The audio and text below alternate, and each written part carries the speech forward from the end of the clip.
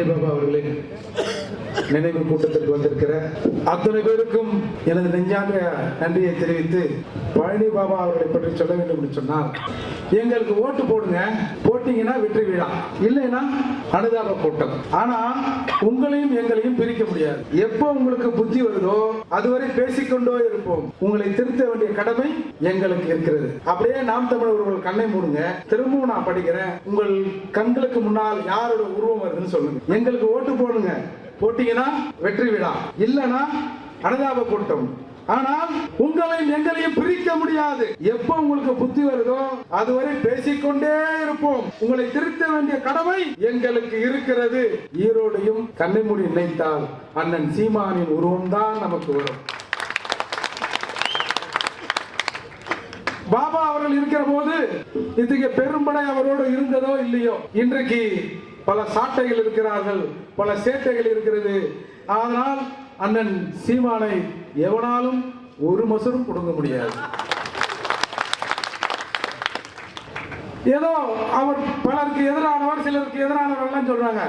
ஆனா பழனி பாபாவை பொறுத்தவரை அவர் எல்லா மதத்திலும் உள்ள அந்த மூட பழக்க வழக்கங்களை சுட்டி காட்டினார், குறை சொன்னார், பேசினார், தட்டி கேட்டார். குறிப்பாக இஸ்லாமில் இருக்கிற வரதட்சணை, வட்டிக்கு வாங்குறது, இதையெல்லாம் கூட பழனி பாபா அவர்கள் கண்டித்தார் என்பதிலிருந்தே அவர் ஒரு பொதுவான தலைவராக இந்த சமூகத்தில் இருந்திருக்கிறார்.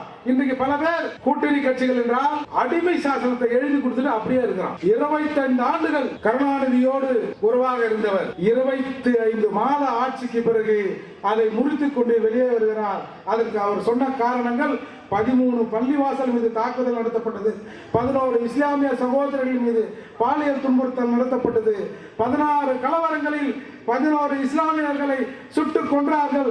ஒருவரை கூட இந்த 25 மாத ஆட்சி காலத்தில் கருணாநிதி வந்து பார்க்கவில்லை. அதனால் நான் அவரோடு கூட்டணியை முறிக்கிறேன், அவருக்கு ஆதரவு இல்லை என்று சொன்னவர் தான் பழனி பாபா. ஆனா இன்னைக்கு பாருங்க, நீ என்ன பண்ணாலும் சரி, ஏது பண்ணாலும் சரி, என் உடம்பிலே இருக்கிற கடைசி நரம்பை நீ இழுத்தாலும் சரி, நான் உன்னோடு தான் இருப்பேன் என்று ஒரு கூட்டம் கூட்டணி என்ற பெயரில் இருக்கு. அதுதான் சொல்றார், கருணாநிதியை எதிர்க்க வேண்டிய காரணம் என் சமூகத்துக்கு துரோகி கருணாநிதி. இன்றைக்கு இதே வாசகத்தை சில பேர் சொல்லி இருக்கலாம், இஸ்லாமியர்கள் இன துரோகி யார் என்று சொன்னால் கருணாநிதி தான் என்று சொல்லிட்டு, இன்னைக்கு கருணாநிதி காலை கழுவி கொடுத்துக் கொண்டிருக்கிற பெருமகனார்களும் இத்தகைய சமூகத்தில் இருந்தால் வந்திருக்கிறார்கள். எனவே இத்தகைய சமூகத்தில் இருக்கிற இன்றைய தலைவருக்கும் நேற்றைய தலைவருக்கும் ஒரு அளவீடு தான் இந்த அளவீடு. அவர் அழகா ஒண்ணு சொல்லுவாரு, கற்பி ஒன்று சேர் புரட்சி செய். அம்பேத்கர் சொன்ன வாசகத்தை எஜுகேட், ஆர்கனைஸ், அஜிடேட்னு பாபா அடிக்கடி சொல்லுவார். அவர் சொல்றாரு, அம்பேத்கர் எழுதி கொடுத்த ஃபண்டமெண்டல் ரைட்ஸை வச்சு தான் நான் ஒவ்வொரு முறையும் சிறையில் இருந்து நான் வெளியே வருவதற்கு காரணம் புரட்சியாளர் அம்பேத்கர் என்ற ஒரு எளிய மகன் எழுதிய அந்த அரசியல் அமைப்பு சாசனம் தான் காரணம் என்று பல மேடைகளில் அம்பேத்கரை உச்சி குளிர முகர்ந்தவர் தான் நம்முடைய பழனி பாபா அவர்கள். அவர் சொல்றாரு, முதலாக என்னை கைது செய்தார்கள். முதலாக கைது செய்யப்பட்ட போது நான் பிரபாகரன் படத்தை ஏற்றினேன் என்பதற்காக என்னை கைது செய்தார்கள். சீரணி அரங்கில் பிரபாகரன் அவர்களை நான் படத்தை ஏந்தி பொதுக்கூட்டம் நடத்தினேன் என்பதற்காக என்னை கைது செய்தார்கள். ஆனால் பிரபாகரனை சட்டப்பூர்வமாகவும் சந்திக்கலாம், சம்பிரதாயபூர்வமாகவும் சந்திக்கலாம், அத்தகைய சிறப்பு மிக்கவர், அதிலே எந்த தப்பும் இல்லை என்று தமிழகத்தில் முதலாக சொன்னவர் தான் நம்முடைய பழனி பாபா. இன்றைக்கு அண்ணன் சொல்றாரு, இன்றைக்கு அண்ணன் சொல்லும் போது அதை கேட்பதற்கு, அதற்கு பின்னால் நாம் சொல்வதற்கு பல பேர் இருக்கிறோம். ஆனால் அப்படி இல்லாத காலத்தில் சொன்னவர் தான் நம்முடைய பழனி பாபா அவர்கள். அவர் சொல்றாரு, இன்னைக்கு நீங்க எல்லாம் பார்க்கலாம், அரசியல் கட்சி என்ற பேர்ல ஒரு நாள் குல்லா போட்டுன்னு கஞ்சி குடிப்போம். கேட்டா நான் இஸ்லாமியர் பாதுகாவலர். அன்றைக்கே அவர் சொல்றாரு, தொப்பி போடாத முஸ்லீம், லுங்கி அணியாத இஸ்லாமியர் என்று எவனாவது இந்த இஸ்லாமியர் கூட்டத்திலே வந்தால் அவனை நம்பாதே, அவனை விரட்டி அடிக்க வேண்டும் என்று அந்த சமூகத்துக்கு அறைகோல் எடுத்தார். ஆனா இன்னைய வரை அந்த சமூகம் எங்க சமூகம் மாதிரிதான். இன்னைய வரை அவர் சொன்னார் இல்ல, ஆனால் அந்த சம்பிரதாயத்தை இன்று வரை கடைபிடித்துக் கொண்டிருக்கிற இஸ்லாமியரும் இருக்கத்தானே செய்யறாங்க. இப்போ அவரை வந்து மத சுவாசம் அது இதுன்னு சொன்னாங்க. அவர் சொன்னாரு, நான் வந்து ஒரு பட்டியல் சமூகத்தில் பிறந்தவன், நான் ஏன் வந்து மதம் மாறுறேன்? இந்துத்துவம் சொல்றவங்க எல்லாம் என்னை ஒரு டிஸ்கிரிமினேஷன்ல பார்க்கிறான். அதனால் இங்கே இருக்கிற இந்துக்களும் இந்துத்துவம் தன்னை மறு ஆய்வு செய்ய வேண்டும் என்று அவர் சொன்னார். இங்க இந்த நேரத்தில் ஒரு சம்பவத்தை நான் சொல்றேன். வருகின்ற மார்ச் 14 குறிஞ்சாங்குளம் நினைவு நாள். குறிஞ்சாங்குளத்துல இப்ப பாபா சொன்னார்ல, இந்துத்துவம் இந்துக்களும் தன்னை மறு ஆய்வு செய்ய வேண்டும் என்று. குறிஞ்சாங்குளத்துல ஒரு பறையர் குடியில் பிறந்தவர்கள் தங்களுக்காக ஒரு கோயில் வேண்டும் என்று காந்தாரி அம்மன் ஒன்று ஒரு கோயிலை கட்டுறாங்க. ஏற்கனவே அது மண் சிலையா இருந்தது. அந்த சிலையை எடுத்து விட்டு ஒரு கற்சிலை வைக்க வேண்டும். நாங்களாம் இப்ப வளர்ந்துட்டோம், ஓரளவுக்கு வசதி வாய்ப்பா இருக்கிற போது இன்னும் எங்கள் தாத்தா காலத்தை போல அங்கே மண் சிலை எதற்கு ஒரு கல் சிலை வைக்கிறாங்க. அங்க வைக்கிறான் காலனில பறையர் குடியிருப்புல பறையர்கள் ஒரு கோயிலை வைக்கிறான். அந்த கோயில் எதிர்ப்புறம் இருக்கிற வேற்று தமிழர் அல்லாதவர்கள், தமிழ் பேசாதவர்களுக்கு அது இந்த சாமி எங்களை நோக்கி பார்க்க கூடாது என்றான். பொதுவா கோயிலுக்கு போனா சாமியை பார்க்கணும், சாமி என்ன பார்க்கணும், நான் சாமியை பார்க்கணும்.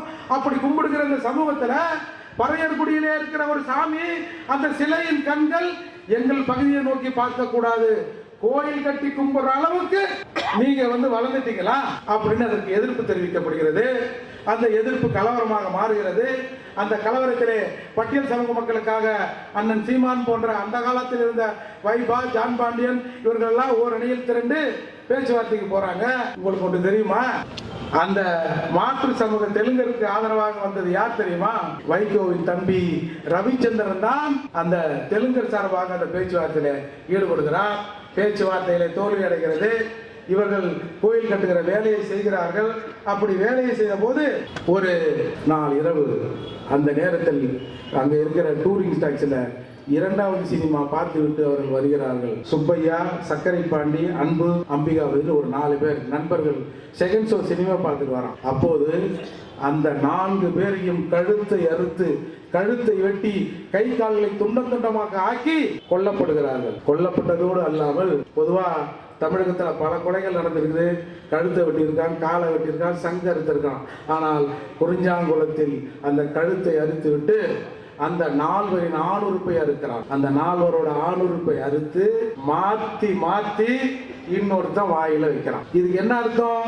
உரிமை கேட்டால் தமிழகத்திலே தமிழர்கள் தங்கள் உரிமையை கேட்டால் இந்த கதிதான், இதுதான் வாயில இருக்கும் என்று 92 சொல்லப்பட்டது. இன்னைய வரை அதுக்கு ஒரு தீர்வு வந்திருக்குமா? இதே ஒரு தமிழர் ஆட்சியாக இருக்குன்னு சொல்லுங்க, அதுக்கு ஒரு தீர்வு வந்திருக்கும்ல? வந்திருக்குமா? வந்திருக்காதா? ஆனால் திரும்ப திரும்ப நாம் தெலுங்கர், தமிழர் அல்லாதவர், தெலுங்கர்கிட்ட காசை வாங்கிட்டு தமிழர்கள் ஓட்டு போடுகிற கேவலமான நிலையில தமிழர்கள் இருந்து கொண்டிருக்கிறார்கள். இதுதான் வருத்தம். அப்போ இந்த வழக்கு 2001 விடுதலை ஆகுது. ஒரு அரசு என்ன பண்ணணும்? 4 பேரை பச்சை பதைக்க கொண்டு இருக்கான். அந்த படுகொலை உலகம் முழுக்க, இந்தியா முழுக்க அந்த பச்சை படுகொலை பேசப்படுகிறது. 2001 குற்றவாளிகள் எல்லாம் விடுதலை அடைகிறார்கள். ஆனால் எந்த அரசும் அது மீது நடவடிக்கை எடுக்கல. அப்பீலுக்கு அரசு போகல. அடுத்து 2016 அண்ணனின் நண்பர் அன்னர் பாலசிங்கம் அவர்கள் ஒரு குறும்படம் எடுக்கிறார். குறிஞ்சாங்குளம் ஒரு இனத்தின் வழி அப்படின்ற ஒரு குறும்படம், ஒரு ஷார்ட் பிலிம்.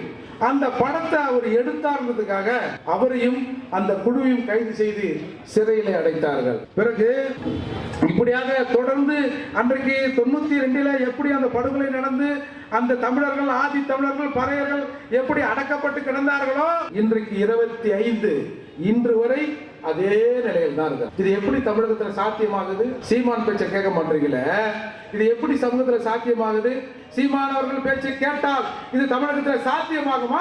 இப்போ ஒரு 2 வருடத்திற்கு முன்னா இந்த நியூ இயர் அன்னைக்கு குழந்தைங்க எல்லாம் விளையாட்டு போட்டி நடத்துவாங்க, சின்ன சின்ன பிள்ளைங்களுக்கு. அப்போ குறிஞ்சாங்குளம் பக்கத்தில் இருக்கிற ஒரு மைதானத்துல குழந்தைகள் விளையாட்டு போட்டி நடக்குது. அதற்கு எதிர்த்தரப்பு பெட்டிஷன் கொடுக்குறான். இங்கெல்லாம் விளையாட்டு போட்டி எல்லாம் இவங்களுக்கு நடத்தக்கூடாது, அனுமதி போலீஸ் தரக்கூடாது அப்படின்னு சொன்ன உடனே போலீஸும் அனுமதி மறுக்குது. அப்போ அன்றைக்கு தொடர்ந்து போராட்டம் நடைபெறுகிறது. அந்த கிராமத்தில் இருக்கிற கிட்டத்தட்ட ஒரு 124 பேர்கள் தங்களுடைய ரேஷன் கார்டு, ஆதார் அட்டை, இந்திய அரசால் இந்திய குடிமகன் என்று வழங்கப்பட்டிருக்கிற அத்தனை ஆவணங்களையும் அந்த மக்கள் தாசில்தாரின் முகத்திலே தூக்கி எறிந்துவிட்டு, நாங்கள் இந்திய பிரஜை அல்ல, எங்களுக்கான இந்திய பிரஜைக்கான எந்த உரிமையும் இந்த அரசாங்கத்தால் மறுக்கப்படுகிறது, எனவே எங்களை குடியேற்ற வகலாக்க மாற்று அப்படின்னு சொல்லி 126 பேர் அந்த அட்டையை தூக்கி போட்டு 6 நாட்கள் அந்த பகுதியில் உண்ணாவிரதம் நடைபெறுகிறது. எந்த கட்சியும் இதை கேட்கல. அப்போ அன்றைக்கு எல்லாம் சொல்லுவாங்க, நேர்மையான தலைமைச் செயலாளர்கள் இதுவரை இருந்து இந்த தமிழகத்தில் இருந்த தலைமைச் செயலாளர்கள் இறையன்பு மாறி ஒரு நேர்மையான மனுஷனை பார்த்திருக்கே முடியாதுன்னு பல பேர் சர்டிபிகேட் கொடுத்தாங்க. அப்போ இறையன்பு கிட்ட அப்பாயின்மெண்ட் வாங்கிட்டு போறோம். போயிட்டு எதிரில் உட்காந்தோடனே ஏங்க இப்படிதான் சொன்னேன், எங்க ஊர்ல தமிழ்நாட்டுல ஒரு 126 பேர் அரசாங்கத்து இந்திய குடிமக்களுக்கான அத்தாட்சியெல்லாம் செவிட்டு அடிச்சுட்டு உட்காந்துக்கிறாங்க, இந்த அரசு கொஞ்சம் கூட பார்க்காதா அப்படின்னு கேட்ட உடனே அவர் பக்கத்துல இருந்த IAS அதிகாரி கிட்ட என்ன ஏன் கேள்வி ஏன்றார். அப்புறம் கேட்ட பிறகு ஆமாங்க கொடுத்து 6 நாள் ஆச்சான், இதுதான்